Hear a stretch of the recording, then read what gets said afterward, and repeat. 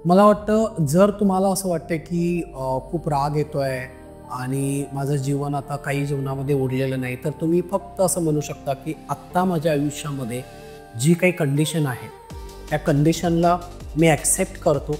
असं असलं तरी मी स्वतःला स्वीकारतो आणि या रागाच्या भावनेतून स्वतःला मुक्त होऊ देतो. असं 3 वेळा करायचं. आता मी एकदाच करणार आहे, असं 3 वेळा करायचं.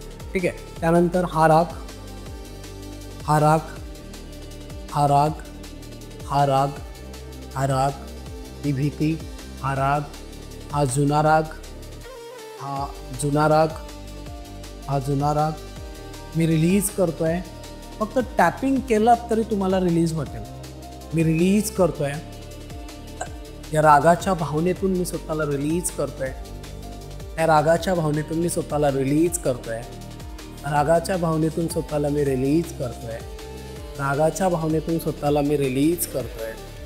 रागाच्या भावनेतून स्वतःला मी रिलीज करतोय. Release, release. या पद्धतीने तुम्ही डीपली जर तुम्हाला कन्सल्टेशन हवी असेल तर नक्की बुक